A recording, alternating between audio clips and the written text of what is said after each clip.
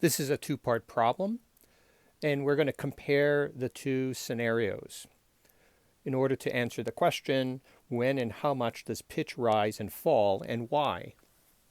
In the first scenario, an ambulance moving at 20 meters per second emits a frequency of 800 hertz while moving towards an observer moving towards the ambulance at 15 meters per second.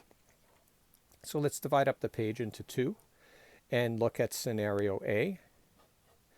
So scenario A, we're moving towards. And if we're moving towards, then we know that the frequency of the observer has to be greater than the frequency of the source. So that's what we expect to obtain when we do our calculation.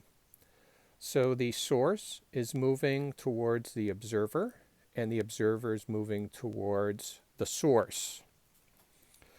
So how do we make the observed frequency larger than the source frequency?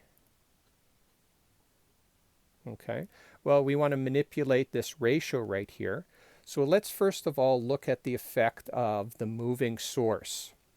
If I want the observed frequency greater than the source, I need to have the numerator larger than the denominator. So how does the source make the denominator smaller? Well, you would take the speed of the source and subtract it from the speed of sound. How do I make the numerator larger than the denominator? Well, what I would do is I would take the speed of sound and add the speed of the observer. So these two affect the overall frequency. They both contribute to making the numerator larger than the denominator. So that's the formula I'm going to use.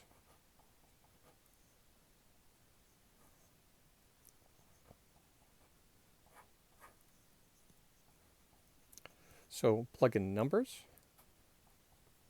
So there'll be 343 plus 15 divided by 343 minus 20, right? Getting that from these 2 points right here, times frequency of 800. That's the source frequency. So this works out to 358 over 323, and multiply that by 800, and that gives us an observed frequency of 887 hertz, which is what we anticipated. We said that the observed frequency is going to be 887. Now I want you to note that this is even higher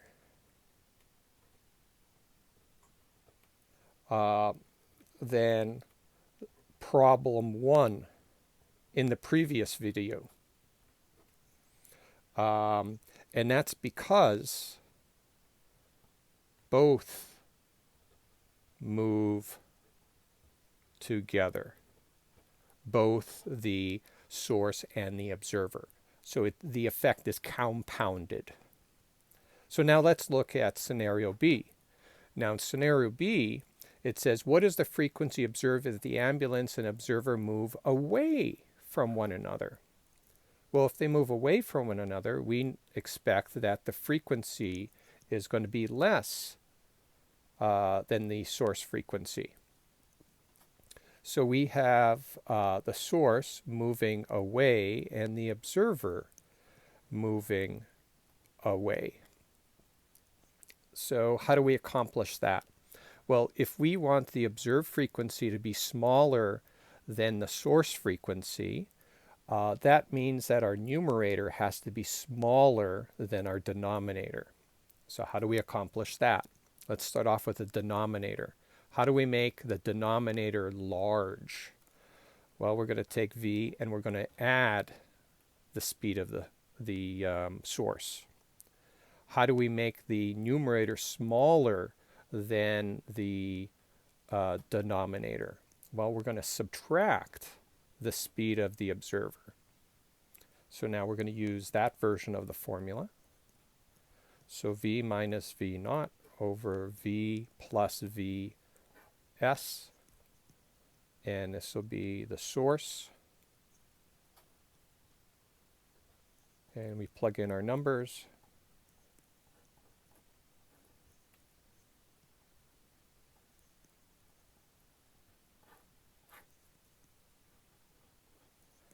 And we end up getting 328 over 363 times 800.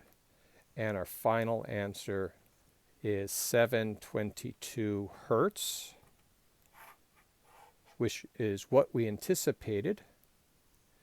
And it's less than 800 hertz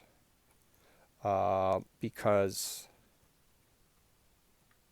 both move away from one another.